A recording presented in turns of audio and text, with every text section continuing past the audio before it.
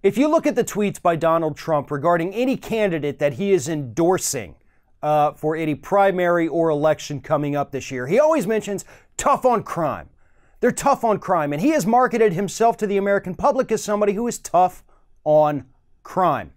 Unfortunately, according to a new report by Public Citizen, nothing could be further from the truth. Since Donald Trump took office, white-collar criminal prosecutions have not just plummeted, but they have almost completely disappeared. We're talking about a more than 90% decrease in the amount of white-collar criminals being prosecuted in the United States today.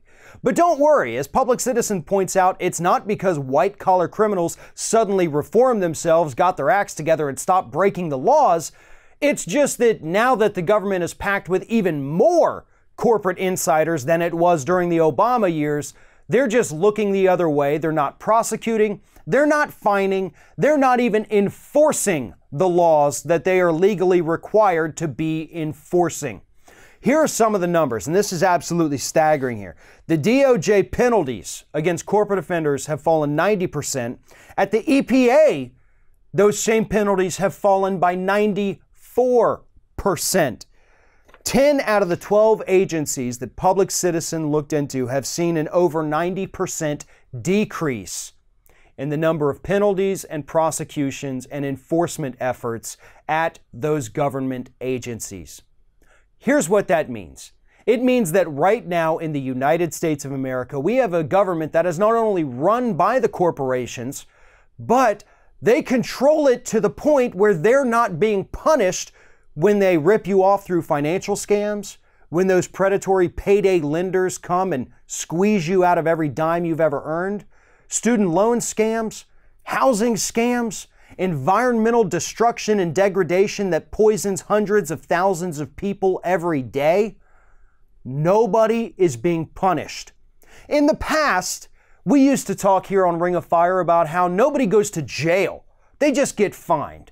They get a slap on the wrist. But these days, those slaps on the wrist have disappeared.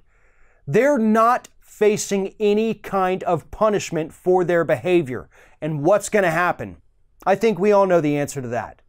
When negative behavior, bad behavior, criminal behavior goes unpunished, yet they get the financial rewards from it, it incentivizes them to do it again, to do it on a bigger scale, to continue their corrupt practices because they know that these corporations control the government to the point where they can get away with anything and nobody is going to come along and hold them accountable except for the trial lawyers. But of course, they're trying to take care of that right now by packing all of the courts in this country with corporate political hacks. Right now, that is the only avenue we have left until Republicans finish their court packing scheme. And once that happens, corporations will have complete control over every facet of our government.